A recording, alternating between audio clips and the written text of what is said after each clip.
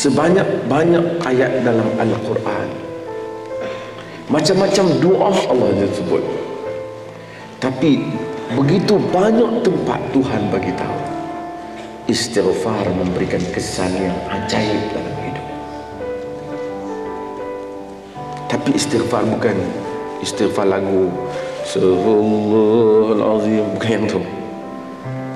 Hak tu istighfar dia pun syok, no feeling. Dia feeling dengan lagu, tak ada feeling. Dia tidak ada perasaan, spiritual feeling, perasaan kerohanian itu. Quran menyebut anastaghfiru rabbakum thumma tubu ilaihi yumatti'ukum mata'an hasana. Kamu minta ampunlah, kau istighfar, kamu minta ampun.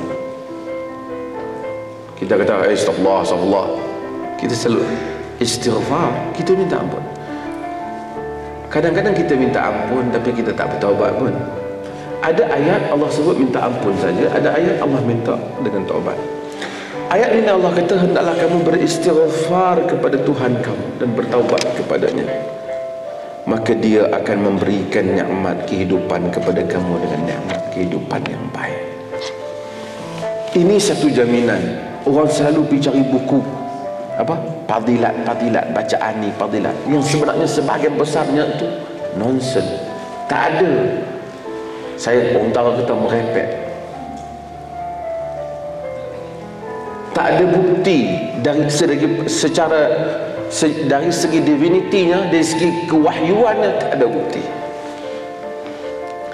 Istighfar Allah janji dengan nas Quran. Allah janji dengan nas Quran.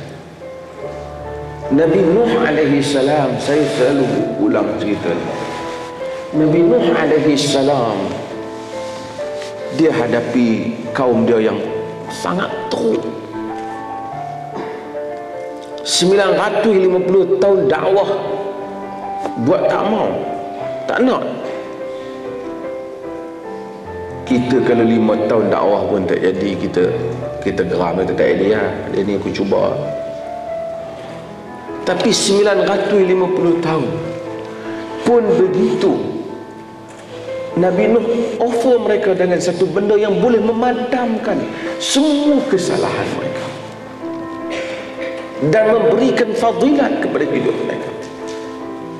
Kata Nabi Nuh alaihi salam, faqultu astaghfiru rabbakum innahu kana ghaffara yursilis samaa alaikum midrara wa yumdidkum bi amwalin wa banin wa yaj'al lakum jannatin wa yaj'al lakum anhara.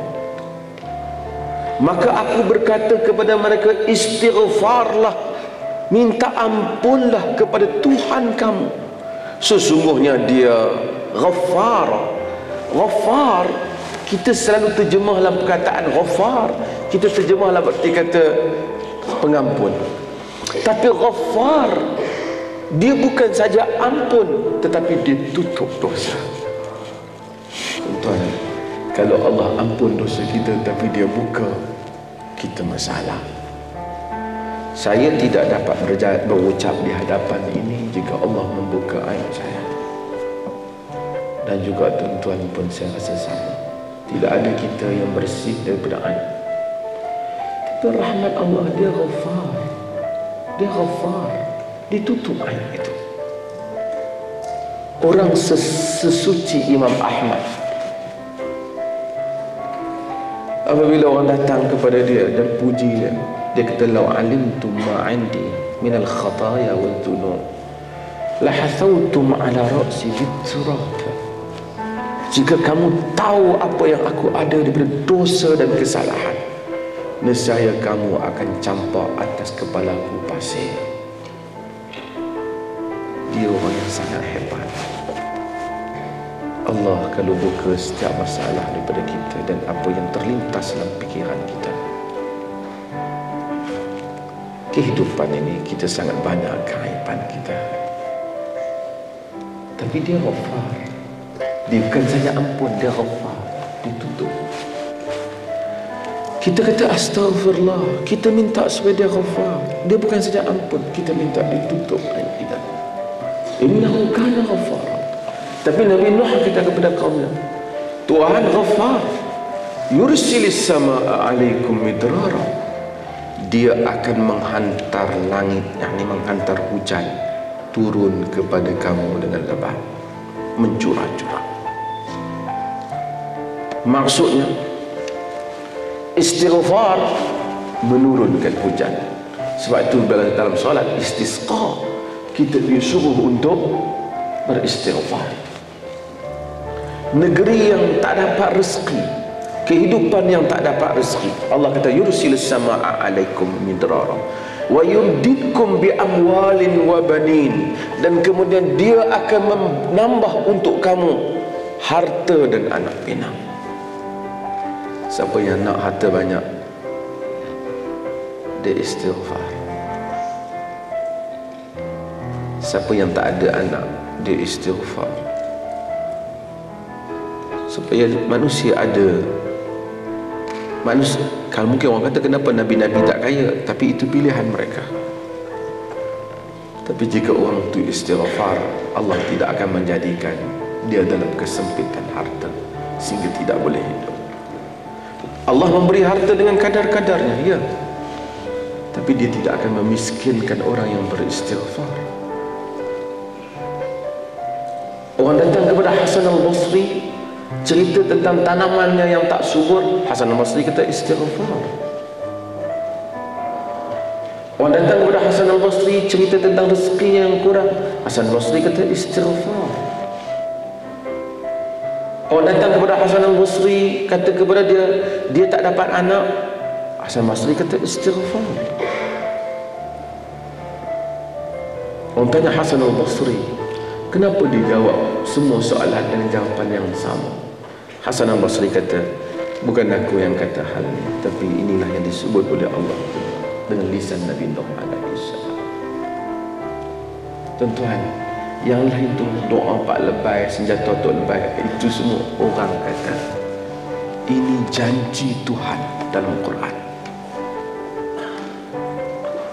Saya sebut beberapa tempat dan saya rasa sebahagian sahabat-sahabat dah dengar saya cerita. Sebahagian riwayat itu tidak begitu kuat.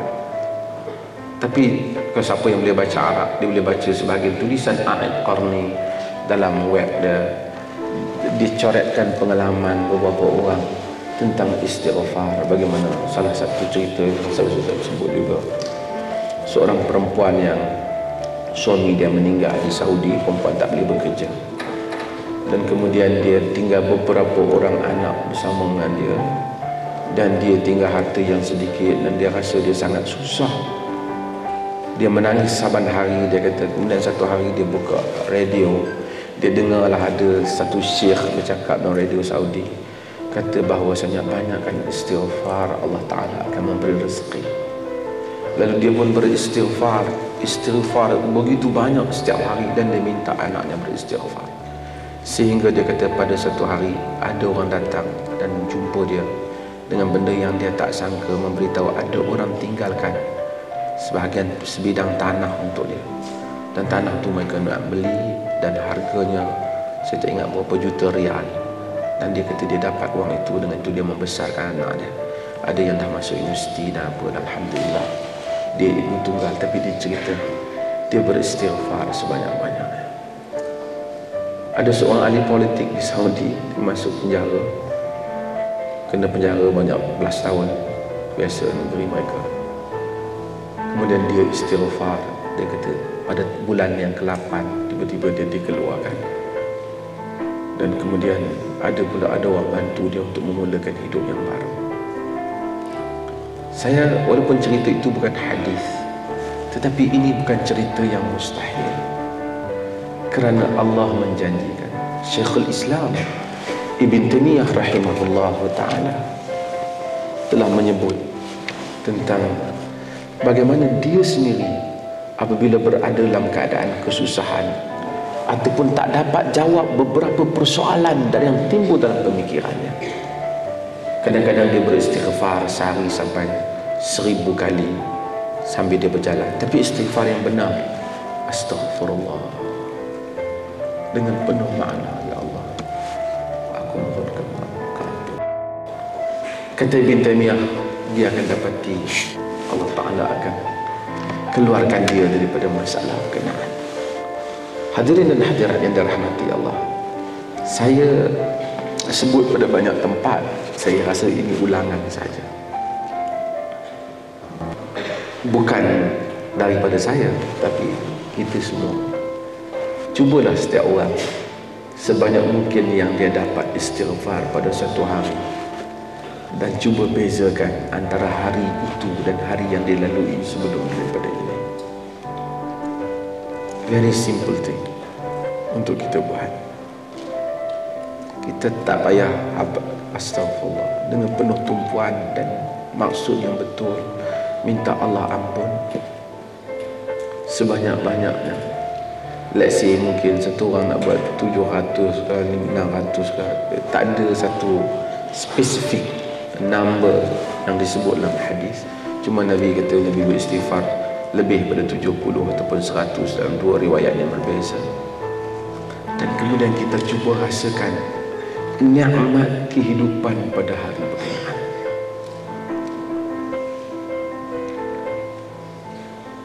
Dan apabila kita meneruskan hal itu hari demi hari, kita akan dapati Allah membaiki urusan kita, dan Allah berikan perkara-perkara yang kita tidak sangka.